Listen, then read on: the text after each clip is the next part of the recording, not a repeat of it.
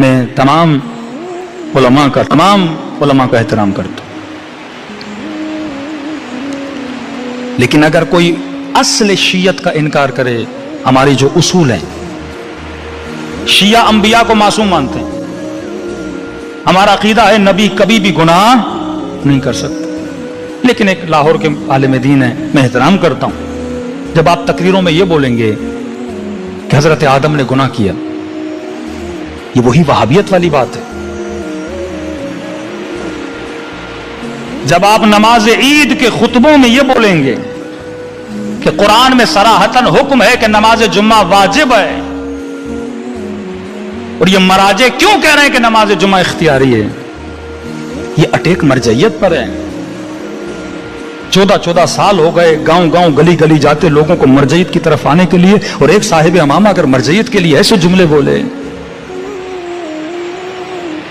اور پھر ایک مذاقن جوک بولا جائے کہ ایک ٹیچر کلاس کو چھوڑ کے چلا جائے اور جسے مانیٹر بنا کے جائے اور اسٹوڈنٹس کو یہ بولے جھوٹ میں کہ آج چھٹی ہے، سارے اسٹوڈنٹ نکل جائیں، اور بعد میں ٹیچر کو پتا لگے جس نے یہ بولا اسے بھی سزا دے گا، جو بھاگ گئے اسے بھی سزا دے گا، بولے کہ آج کے مراجع کا حال یہ ہے الیاذ باللہ کہ امام زمانہ نے ان کو مانیٹر بنایا اور انہوں نے جمعے کی چھٹی کرا دی۔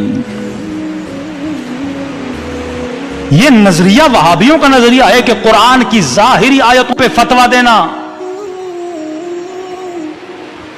ہاں ایک حل ہے کہ آپ مرجعیت کا اعلان کریں پاکستان میں، بولیں میں مر جاؤں، میں مجتہد ہوں، میرا فتویٰ ہے کہ جمعہ واجب ہے، پھر کوئی مسئلہ نہیں ہے، آپ کے مقلد جمعہ پڑھیں گے۔ آغا فاضل کے نزدیک شاید سر پانی میں جائے تو مثلا روزہ باطل نہیں ہوتا، یہ تھوڑی آغا فاضل آغا بہجت پہ تنقید کریں، آغا خامنئی پہ تنقید کریں، اس سے مرجعیت ختم ہو جاتی ہے۔ میں اگر مرجع نہیں ہوں، اگر میں نے مرجعیت کا اعلان نہیں کیا، مجھے حق نہیں ہے میں کسی مجتہد کی فتویٰ پہ تنقید کروں۔ ظواہر آیات قرآن پہ اگر حکم دینا ہوتا تو قرآن میں صریحتاً لکھا ہے، ابا حضرت آزر کو حضرت ابراہیم کا باپ بتایا گیا ہے، اور خدا کہتا ہے وہ کافر تھا، پھر آپ بھی مانو حضرت ابراہیم کے والد کافر تھے اگر ظواہر پہ حکم کرنا ہے۔ خدا کہتا ہے جو یہاں اندھا ہے وہ وہاں اندھا ہے، پھر بولو کہ جو یہاں اندھا ہے وہ وہاں اندھا ہے، ظاہر پہ حکم کرو۔ خدا کہتا ہے ید اللہ فوق ایدیہم، میرا ہاتھ ان کے ہاتھ کے اوپر ہے، پھر حکم دو۔ سینکڑوں احادیث ہیں چھٹے امام کے زمانے میں کہ امام نے لعنت بھیجی ان لوگوں پر جو جمعہ پڑھنے جا رہے ہیں۔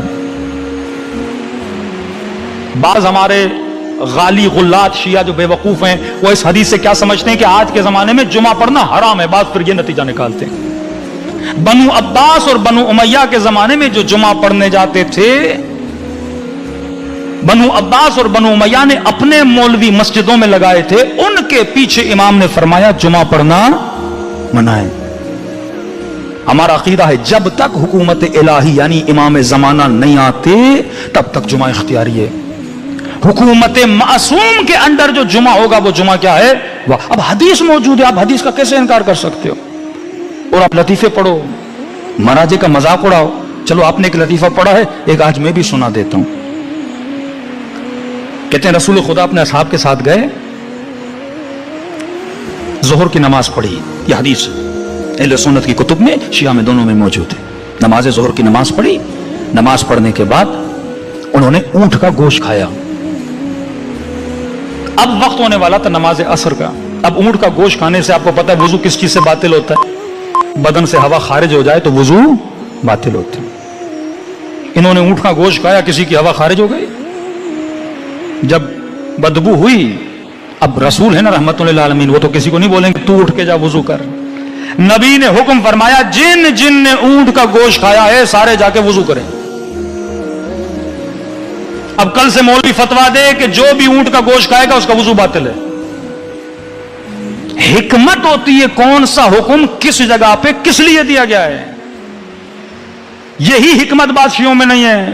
بعض جمعے کو حرام سمجھتے ہیں اور بعض نے کہہ دیا کہ جمعہ واجب ہے۔ ہاں مرجعیت کا میں بھی اعلان اگر کر دوں مرجعیت کا، پھر بھائی میرا فتویٰ ہے، میرے مقلد میرے فتوے پہ کیا کریں؟ عمل کریں۔ کسی کو حق نہیں ہے کسی مرجع کو کیا کرے؟ ٹوکے۔ اسی طرح رہبر کا ایک فتویٰ ہے، اس کے مرجع عمل نہ کریں۔ آغا سستانی کا ایک فتویٰ ہے، مرجع عمل کریں۔ مرجعیت شیعت کی بقا ہے، انبیاء کی عصمت ہمارا ایمان ہے۔ کسی نبی کا باپ کافر نہیں ہو سکتا۔ اگر آپ اس بات پہ آ گئے پھر علی ابن ابی طالب کے لیے کیا بولو گے؟ یہی تو بولتے ہیں کہ جب ابراہیم کا باپ قرآن میں خدا کہتا ہے اس کا باپ آزر ہے وہ کافر ہے لیاذ باللہ، تب کہتے ہیں علی بن ابی طالب تو نبی نہیں ہے. ساری اساس ہمارے عقیدوں کی خراب ہو جاتی ہے. یہ سوچ اور فکر ہمیں ہونی چاہیے کہ جب ہم گفتگو کر رہے ہیں کہیں مکتب کو نقصان نہ دیں. صلوات پڑھیں محمد و آل محمد.